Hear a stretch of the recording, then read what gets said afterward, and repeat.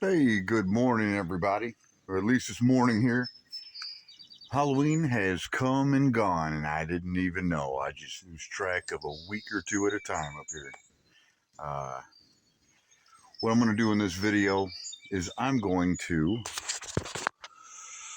restore this old well house. Now, you see that electrical conduit right there? I don't know why they didn't just go underneath it and route it up inside.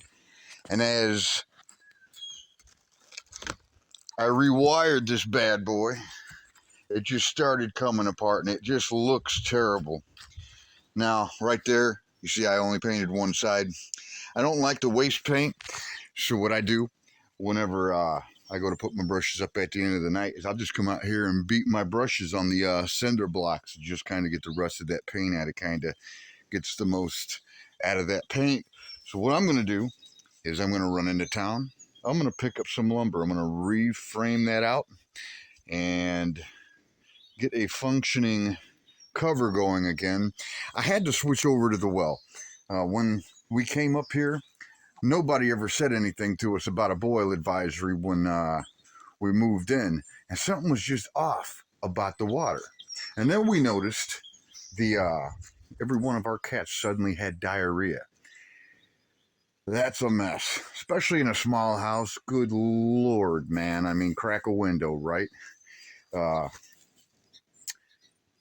That's when I came out here and realized, because when you're on the city water, they disconnect your well. This thing looked a little old, but turns out it worked. It was just wired improperly, so I had to go in and do some rewiring, and it's grounded now. That's important. You have to ground everything. That wire's not there just because it had nothing else to do with a roll of copper. You have to connect it, man. Uh, I had to switch over to the well. I just won't pay for a service that isn't ready from the tap. That was quick. Would you look at that? You believe that two 2x4s 10 foot long and those 12 foot 5/4 by 6x12 was almost $90? That's crazy. Anyway, I'm gonna go ahead, since my cameraman is on strike. Usually I'm the camera guy. When I'm doing something like this, I like to have somebody at least stand back and shoot some of it so I could have both my hands to work with. But anyway, I'm gonna start peeling that back, and we're gonna see what's underneath. Yeah, I'm gonna go ahead and leave that electrical the way it is. I can't dig underneath that well house wall without disturbing this pump. And it seems to be just fine the way it is. You know how things are once they sit there a while and they're not leaking. You disturb it, you end up opening a can of worms. So if it isn't broke, don't fix it. So I won't. Okay, so here we are about a half hour later.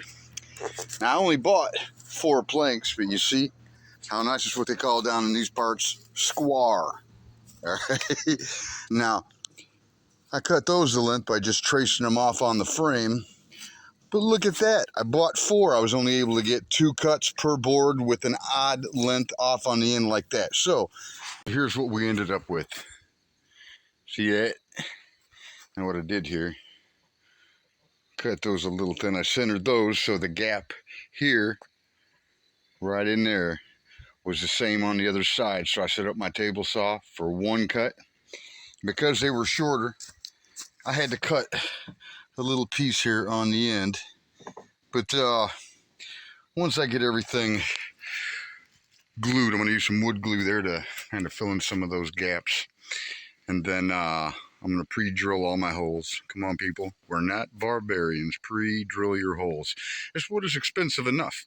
And you don't want to have to get in that last screw and then split the last piece, man. That just doesn't make me happy. So this is basically my scrap. That piece, that odd cut, and then the leftover parts.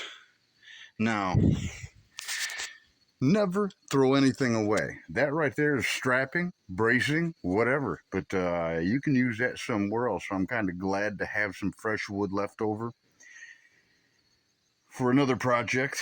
Which one? I'm not quite sure, but I'm pretty sure it's going to be gone by the end of the week. Well, it's morning again. I get a chance to finish this off. It didn't rain like I thought it would. But those tarps do come in handy. As you can see, we did have some heavy fog, and it would have soaked this wood. So now I can finish this up. I'm going to go ahead. I went ahead after I glued all the boards to fill all the gaps. I also ran a bead of painter's caulk just to kind of seal it so there's nothing dripping through. And I sealed it around the outside as well. So what I'm going to do is finish painting this up. I don't waste running time on me cutting the wood or painting. I mean, you know how to work a can of spray paint, I'm sure. So I'm going to go ahead, do a jump cut, and see what it looks like when it's done. All right, well, that just about does that. Ran a little short on each can. That's fine. For the most part, the wood's treated. It looks a lot better.